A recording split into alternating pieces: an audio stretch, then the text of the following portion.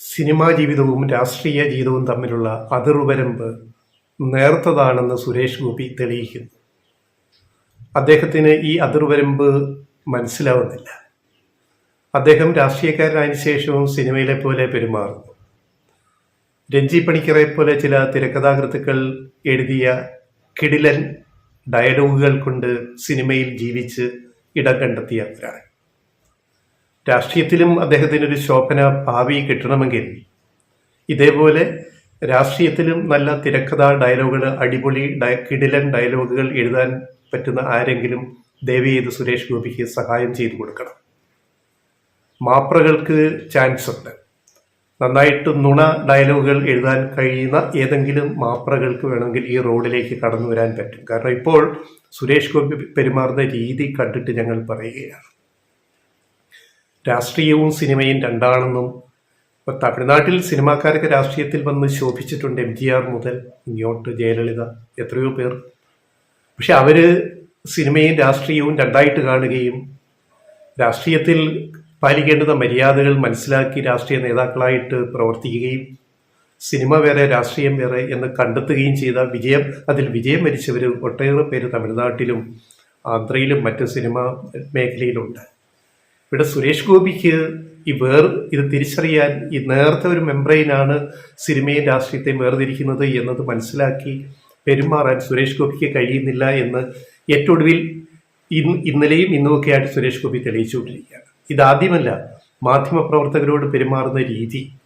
അപ്പം ഇതിനെതിരെ കേരള പത്രപ്രവർത്തക യൂണിയൻ KUWJ രംഗത്ത് വന്നവർ പ്രസ്താവന ഇറക്കി. സുരേഷ് ഗോപിയുടെ രാഷ്ട്രീയ കോമാളിത്തം നിർത്തണം എന്ന് പറഞ്ഞിട്ട് KUWJ പ്രസ്താവനയും ഇറക്കി. സംഭവം ഇന്ന് രാവിലെ ഡൽഹിയിൽ നിന്നും പാർലമെന്റ് സമ്മേളനം കഴിഞ്ഞ് കൊച്ചിയിലെത്തിയ സുരേഷ് ഗോപി മാധ്യമപ്രവർത്തകരുടെ ചോദ്യത്തിന് മറുപടി പറയുകയായിരുന്നു. അക്കൂട്ടത്തിൽ കൈരളി TVയുടെ റിപ്പോർട്ടർ ചോദിച്ച ചോദ്യം, അതിൽ സുരേഷ് ഗോപി പ്രകോപിതനായിട്ട് പറഞ്ഞ മറുപടി ഒരിക്കലും അംഗീകരിക്കാൻ കഴിയാത്ത രീതിയിലുള്ള പെരുമാറ്റമായിരുന്നു ആ മറുപടി. ആ വീഡിയോ കാണുന്നവർക്കെല്ലാം അറിയാം. എന്താണ് സംഭവിച്ചത്? ജബൽപൂരിനെ പറ്റി ചോദിച്ചപ്പോൾ സുരേഷ് ഗോപിക്ക് കലിതുള്ളി. ജബൽപൂരിൽ നടക്കുന്നതിനെ കുറിച്ച് എന്താണ് അഭിപ്രായം? അവിടെ പ്രതിക്കൂട്ടിൽ ആരാ വരുന്നത്? സംഘപരിവാറാണ് വരുന്നത്. പെട്ടെന്ന് കലിപ്പ് തോന്നിയ സുരേഷ് ഗോപി തിരിച്ച് പറഞ്ഞ മറുപടികൾ, ഒരു മാധ്യമ പ്രവർത്തകനോട് അല്ലെ മാധ്യമങ്ങളോട് പറഞ്ഞ മറുപടികൾ സാമാന്യ ബുദ്ധിയുള്ള ആർക്കും അംഗീകരിക്കാൻ കഴിയാത്തതാണ്. എന്താണ് ആ സംഭാഷണത്തിൻ്റെ മറുപടിയുടെ സ്വഭാവം? എന്താണ് സുരേഷ് ഗോപി പറഞ്ഞത്? നിങ്ങൾ ആരോടാ സംസാരിക്കുന്നത്? Be careful. മനസ്സിലാക്കിയോ? സൂക്ഷിച്ച് സംസാരിക്കണം എന്നർത്ഥം. Be careful. നിങ്ങൾ ആരോടാ സംസാരിക്കുന്നത്? ഏതാ ചാനൽ? അപ്പോൾ പറയുന്നു കൈരളി TV. ആഹാ, ഇത് കേട്ടിട്ട് കൂടെ നിൽക്കുന്ന സുരേഷ് ഗോപിയുടെ കൂടെ നിൽക്കുന്ന സംഘപരിവാർ കക്ഷികളൊരു 4-5 പേര് പരിഹാസിച്ചിരി. ഞങ്ങൾ ചോദിക്കട്ടെ, എന്താ കൈരളി TV ഒരു മീഡിയ അല്ലേ, ഒരു മാധ്യമമല്ലേ, ഒരു ചാനലല്ലേ, ഒരു ന്യൂസ് ചാനലല്ലേ? അതിൻ്റെ റിപ്പോർട്ടർക്ക് ചോദ്യം ചോദിക്കാൻ അവകാശമില്ലേ? കൈരളി എന്ന് പറഞ്ഞപ്പോൾ പരിഹസിക്കാൻ എന്തിരിക്കുന്നു സുരേഷ് ഗോപിയുടെ കൂടെ നിൽക്കുന്നവർക്ക്? പാർട്ടി ചാനലുകളും ഏതെങ്കിലും പാർട്ടിയെ പിന്തുണയ്ക്കുന്ന എത്രയോ ചാനലുകൾ ഇവിടെയുണ്ട്, ഓരോ പാർട്ടിയെയും പിന്തുണയ്ക്കുന്നത്. അവർ ചോദ്യങ്ങൾ ചോദിക്കില്ലേ? ചോദിക്കുന്ന ചോദ്യങ്ങൾക്ക് മാന്യമായ മറുപടി പറയണം. അല്ലെങ്കിൽ നോ താങ്ക്സ്, മറുപടി ഇല്ല എന്ന് മാന്യമായിട്ട് പറയാം. ഇത് അല്ലല്ലോ ചെയ്തത്. പരിഹസിക്കുകയല്ലേ, ഒരു മര്യാദയില്ലാതെ പരിഹസിക്കുക. കഴിഞ്ഞ ദിവസം പാർലമെന്റിൽ ജോൺ ബ്രിട്ടാസ് സംസാരിക്കുമ്പോൾ സുരേഷ് ഗോപിയുടെ പേരെടുത്ത് പറഞ്ഞു, രാഷ്ട്രീയ സാഹചര്യങ്ങൾ വെച്ചിട്ട്. അതിൻ്റെ പേരിൽ സുരേഷ് ഗോപി കേരള നിയമസഭ ഏകകണ്ഠമായി പാസ്സാക്കിയ പ്രമേയത്തെ പോലും അവഹേളിച്ച് ജനാധിപത്യ ബോധമില്ലാതെ സംസാരിച്ച ഒരാൾ ഇന്ന് വന്നിട്ട് പറയുന്നു ജനാധിപത്യം സംരക്ഷിക്കണം, അതാണ് ഏറ്റവും വലുത്. ജനാധിപത്യം സംരക്ഷിക്കുന്നതിൽ ഒരു വലിയ പങ്ക് വഹിക്കുന്നത് മാധ്യമങ്ങളാണ്. ദ ഫോർത്ത് എസ്റ്റേറ്റ്, ലെജിസ്ലേച്ചറും എക്സിക്യൂട്ടീവും ജുഡീഷ്യറിയും കഴിഞ്ഞാൽ ജനാധിപത്യത്തിൻ്റെ 4ാം തൂണാണ് media. The fourth estate media. അവരെ മാനിക്കണം. അവരും ജനാധിപത്യത്തിൻ്റെ കാവൽക്കാരാണ്, സംരക്ഷകരാണ്. അല്ലാതെ സുരേഷ് ഗോപി മാത്രമല്ല സംരക്ഷകര് അതിൽപ്പെടുന്നത്.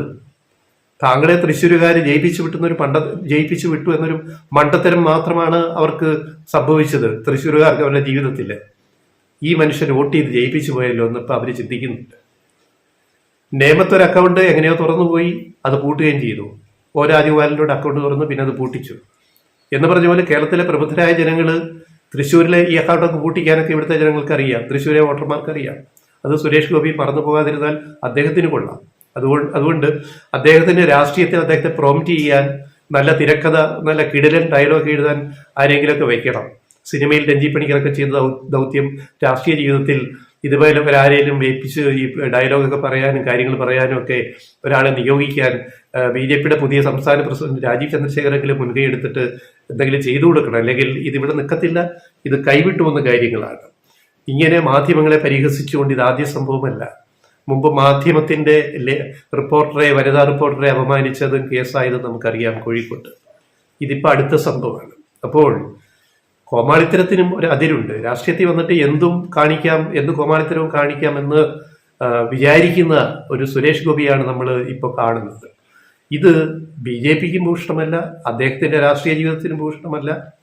അതുകൊണ്ട് അദ്ദേഹം സ്വയം തിരുത്തുകയോ അദ്ദേഹത്തിന്റെ പാർട്ടി, അദ്ദേഹം പ്രവർത്തിക്കുന്ന പാർട്ടി അദ്ദേഹത്തെ തിരുത്താൻ തയ്യാറാവുകയോ ചെയ്യണം. സിനിമയല്ല രാഷ്ട്രീയം, സിനിമാ ജീവിതമല്ല രാഷ്ട്രീയ ജീവിതം. അതിന് വേറെ ഉത്തരവാദിത്തങ്ങളുണ്ട്. സിനിമയിൽ അഭിനയിച്ചിട്ട് അതിന്റെ കാശ് വാങ്ങിയാൽ മതി. ചില സിനിമകൾ സൂപ്പർ ഹിറ്റാവും, ചില സിനിമകൾ 8 നിലയിൽ പൊട്ടും. സുരേഷ് ഗോപിയുടെ സിനിമകൾ 8 നിലയിൽ പൊട്ടിയിട്ടില്ലേ? ചിലത് സൂപ്പർ ഹിറ്റ് ആയിട്ടില്ലേ? ഇത് രണ്ടും സിനിമാ ജീവിതത്തിൽ കണ്ടിട്ട് വന്ന ആളാണല്ലോ. രാഷ്ട്രീയ ജീവിതത്തിലും ഇതേപോലെ 8 നിലയിൽ പൊട്ടാതിരിക്കാൻ സൂക്ഷിക്കുക. നല്ല പ്രോംപ്റ്റർമാരെ വെക്കുക, നല്ല തിരക്കഥാകൃത്തുകളെ, രാഷ്ട്രീയ തിരക്കഥ, നല്ല നുണത്തിരക്കഥ എഴുതാൻ പറ്റുന്ന ആൾക്കാരെ വെക്കുക. എങ്കിലേ സുരേഷ് ഗോപിക്ക് രാഷ്ട്രീയ ജീവിതത്തിൽ മറ്റു പല സിനിമാ താരങ്ങളും വന്ന് രാഷ്ട്രീയത്തിൽ വെന്നിക്കൊടി പാറിച്ചതുപോലെ വെന്നിക്കൊടി പാറിച്ച് മുന്നോട്ട് പോകാൻ സാധിക്കുകയുള്ളൂ എന്ന് ലെഫ്റ്റ് റൈറ്റ് വോയിസ് ഓർമ്മിപ്പിക്കുക.